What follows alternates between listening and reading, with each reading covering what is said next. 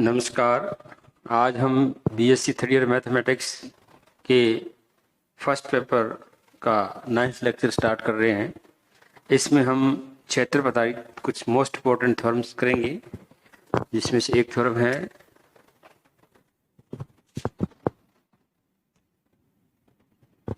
प्रत्येक परिमित पूर्णांकीय प्रांत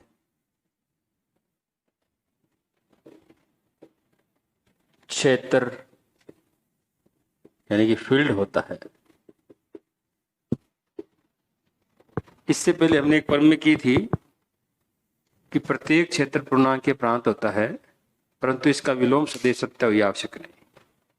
फिर हमने इसके आगे फिर एक थ्योरम की थी, उसमें हमने ये सिद्ध किया था कि यदि कोई वलय परिमित हो और क्रम विनिमय वलय हो, शून्य भाजक रहित वलय हो, तो वह क्षेत्र होता है। उसी की क्रम में हम ये प्रमेय करने जा रहे हैं कि प्रत्येक परिमित पूर्णांकीय प्रांत क्या होता है, क्षेत्र होता है। अब इसको प्रूव करेंगे। तो इसका प्रूफ, माना r प्लस डॉट एक परिमित पूर्णांकीय प्रांत इंटीग्रल डोमेन प्रांत है जिसका शून्य अवयव 0 m इकाई अवयव 1 है तथा order of r equal to n m। r में जो अवयव है वो ये मान लेते हैं a1 a2 up to an। तो हमने r एक ऐसा वलय लिया है जो परिमित भी है और पूर्णांकीय प्रांत भी है, और शून्य अवयव 0 m इकाई अवयव 1 है। 0 को मैं सिंपल अब 0 लिख रहा हूं, मैं ये नहीं लिख रहा हूं, तो ये अब आप परिवर्तन नोट कर लेना, कंफ्यूजन नहीं होना चाहिए। और साथ में क्योंकि हमने माना है कि r क्या है, फाइनाइट यानी परिमित है, तो इसलिए इसका ऑर्डर हमने n मान लिया, और ऑर्डर n मान के साथ r में ये हमने अवयव मान लिए। अब जब हमने ये अवयव माने हैं, हम ऑर्डर का n कह रहे हैं, इसका मतलब क्लियर है कि a1 a2 a3 ऑल जो एलिमेंट हैं आर डिफरेंट। ये ध्यान रखना। तब हम सिद्ध करेंगे,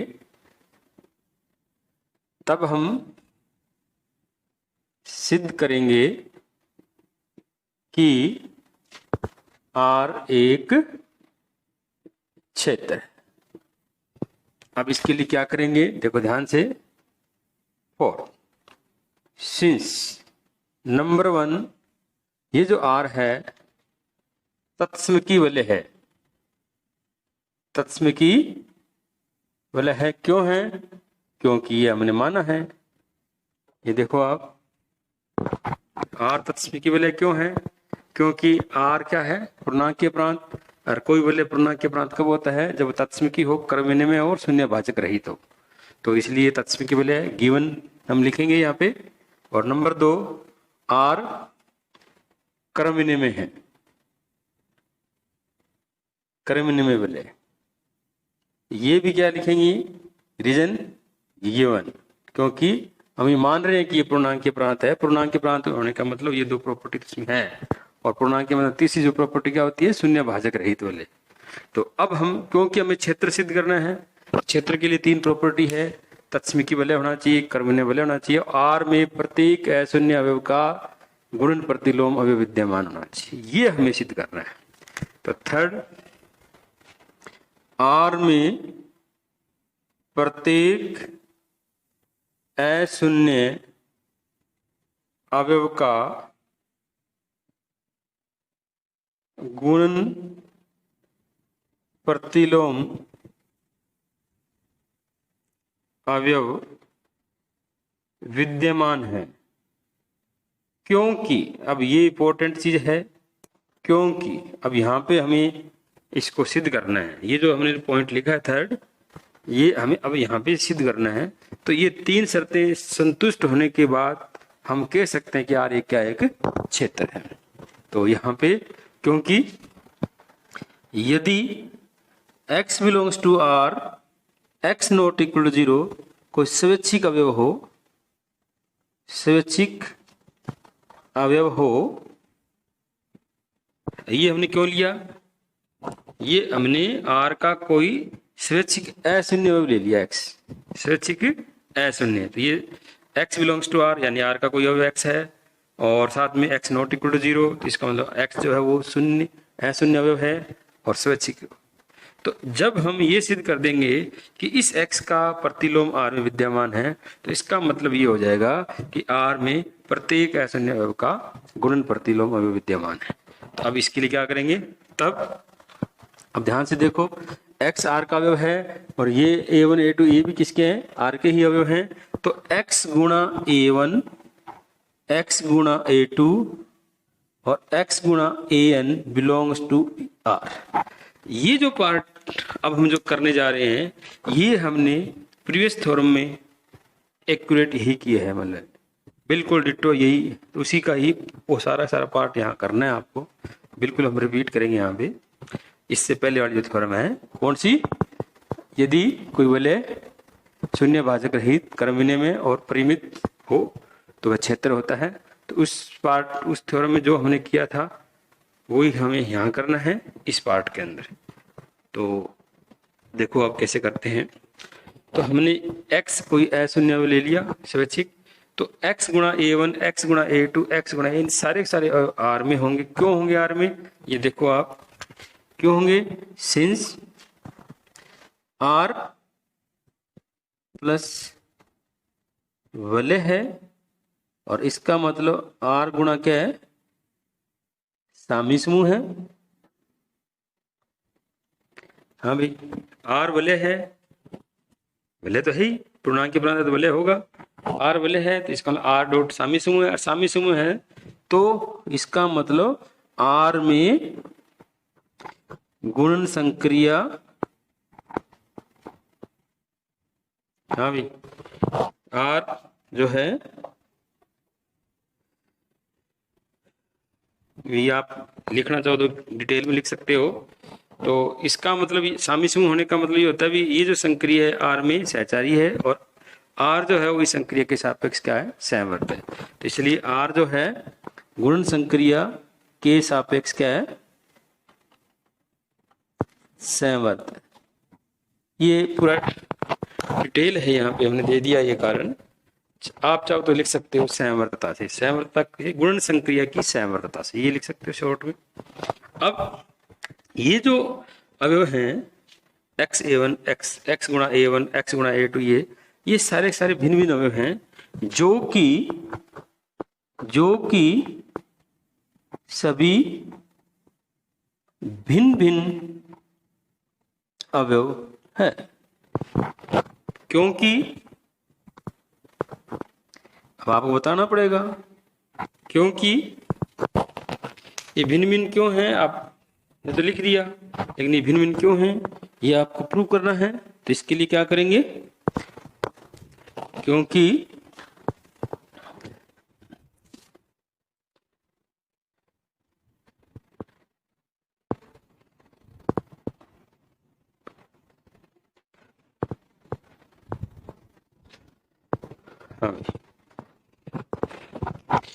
क्योंकि मान लेते हैं इनमें से कोई दो अवयव बराबर है, तो हम मान लेते हैं क्योंकि यदि x a i equal to x a j और i not equal to j, i not equal, यानी कि ये i और j अलग अलग हैं लेकिन फिर भी अब ऑप्शन बराबर मान लेते हैं, जहां i और जो j है वो वैल्यू 1 2 3 अप टू n कर सकता है, मान लें।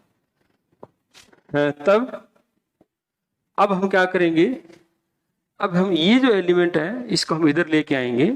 इधर लाने के लिए हम क्या करेंगे, x a i plus minus x a j, इसको ऐसा लिख सकते हैं x a j plus minus X A J, ये जो एलिमेंट है minus X dot A J, ये दोनों साइड में प्लस कर दिया। अब एक्चुअल में ये जो अवयव है ये इसका योज्य प्रतिलोम है, और साथ में ध्यान से देखो एक्स डॉट ए जे किसका अवयव है, आर का अवयव है। तो आर में कोई अवयव, जैसे मान लो मैं आर के अंदर कोई अल्फा है, अल्फा बिलोंग्स टू आर, तो alpha plus minus alpha equal to क्या होता है, 0। अल्फा प्लस यानी अल्फा प्लस में इसका योज्य प्रतिलोम, तो ये इसका मान क्या आएगा, 0 आएगा। ये प्लस संक्रिया का तत्समक अवयव है। तो यहां हम क्या लिखेंगे, 0 लिखेंगे, और साथ में एक काम और कर देंगे, इसको ऐसे लिख देंगे माइनस ए जे। अब ये दो काम जो हमने किया है, सिंस एक तो हमने यहाँ पे तत्सम प्रतिलोम गुणधर्म से लिखा है, ये प्रतिलोम गुणधर्म से, ठीक है, और दूसरा हमने और अल्फा गुणा minus beta equal to minus alpha beta is true for और alpha beta belongs to R, ये हमने रिंग की फर्स्ट थ्योरम के अंदर प्रूव किया था। ये आ गया, ठीक है, ये 0।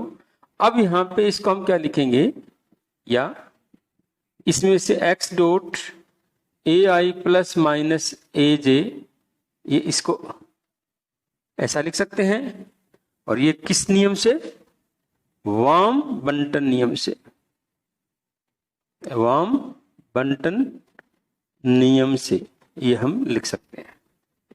ये वाम बंटन नियम सत्य है आर में, क्योंकि आर वलय है।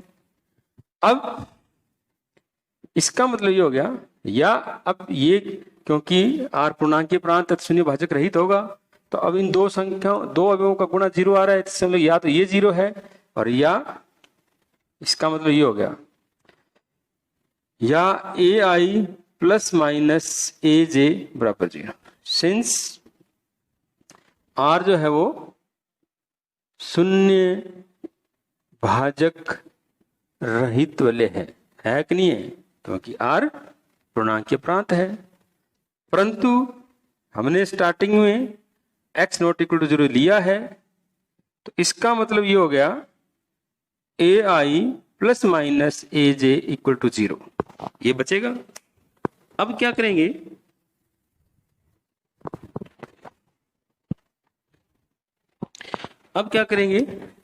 अब हम इसको उधर लेके जाएंगे, तो ए I plus minus A J, ये तो ब्रैकेट है, मैं ए जे इधर प्लस कर रहा हूं और 0 प्लस ए इधर प्लस कर रहा हूं। अब देखो बुक के अंदर सीधा लिखा हुआ है, सीधा ये है कि मान लो अगर अल्फा माइनस बीटा बराबर 0 है, तो आप अल्फा बराबर बीटा लिख दोगे, डायरेक्ट लिख सकते हैं, लेकिन आपको यहाँ पे ऐसा लिखना नहीं है डायरेक्ट। तो हमने क्या किया, दोनों साइड में ए जे प्लस कर दिया, फिर हमने क्या किया, ए आई प्लस में माइनस ए जे प्लस में ए जे और ये ए जे, यहाँ पे दो प्रॉपर्टी हमने यूज की है, एक तो हमने ब्रैकेट चेंज किया है, ये साचर्य गुणधर्म हो गया, और एक 0 plus A J equal to A J, यहाँ पे हमने तत्सम गुणधर्म का प्रयोग किया है। तो मैं डायरेक्ट लिख देता हूं, सिंस साचर्यता एवं तत्समकता से, ये तो अब आपको पता ही है, ए आई प्लस में 0 बराबर ए जे, ये आपने प्रतिलोम गुणधर्म का प्रयोग किया है। प्रतिलोम गुणधर्म से आपको हर प्रॉपर्टी पता होनी चाहिए कि आप कौन सी लगा रहे हो, ए आई बराबर ए जे, फिर तत्समक, ये आपने तत्समक गुणधर्म लगाया, और यहां पे आई नॉट इक्वल टू जे है, जो कि असत्य है, जो कि क्या है, असत्य है, क्योंकि सारे जो आर में जो एलिमेंट है A1 A2 A3 up to AN सब भिन्न भिन्न अवयव हैं, तो जो कि ये क्या है, असत्य है, क्योंकि आप लिख सकते हो आप सत्य असत्य क्यों है, क्योंकि A I not equal to A J for all I not equal to J.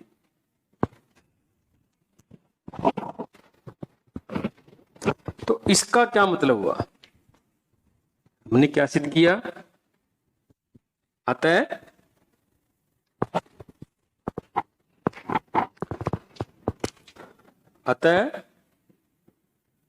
x गुणा a1 x गुणा a2 अप टू x गुणा an बिलोंग्स टू r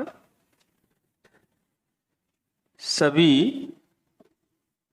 भिन्न भिन्न अवयव है तथा इनकी संख्या n है।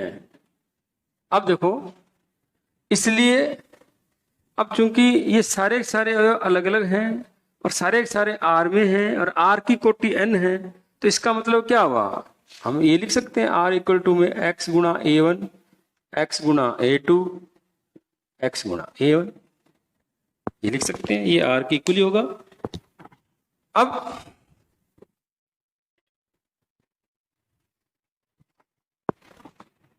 अब इसमें देखो आप, मान लो मैं ये कहता हूं r का ऑर्डर 2 है, साथ में ये कह रहा हूं अल्फा बिलोंग्स टू r और बीटा बिलोंग्स टू r, और साथ में अल्फा यानी अलग अलग हैं और दोनों r में हैं, तो r में 2 ही अवयव है और r दोनों अवयव कौन से अल्फा बीटा, तो मैं क्या लिख सकता हूं r equal to alpha comma beta, ये लिख सकता हूं। ठीक है, वही काम मैंने यहां किया है। अब जब ये क्लियर हो गया,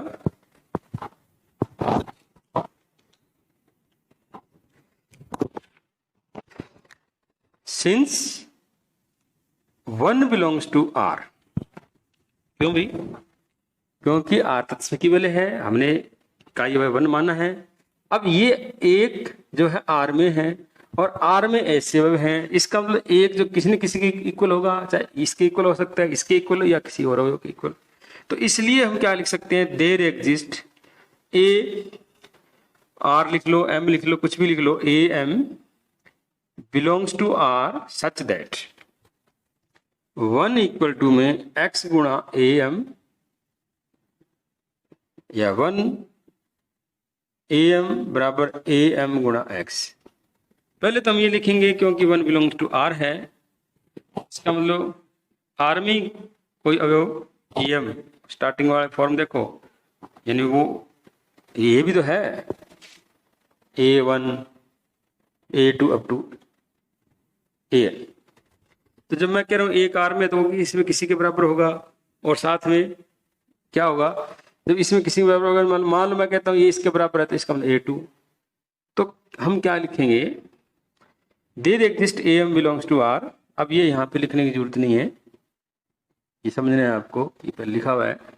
तो a M belongs to r such that 1 equal to, ये लिख सकते हैं। अब चूंकि r क्रम है तो इसका क्रम भी बदल सकते हैं।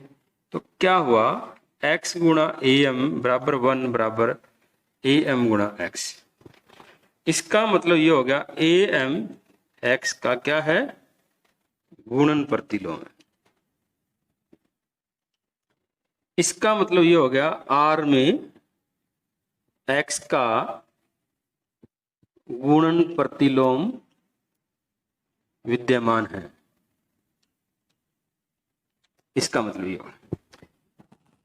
तो ये प्रतिलोम की परिभाषा है, दोनों का गुणा, ये इकाई अवयव यानी कि गुणन संक्रिया का तत्समक अवयव है। तो इस स्टेटमेंट के आधार पर हम ये कह सकते हैं, ये ए एम एक्स का क्या है, गुणन प्रतिलोम, और ए एम किस में है, आर में है, तो इसका मतलब आर में एक्स का गुणन प्रतिलोम विद्यमान है। अब चूंकि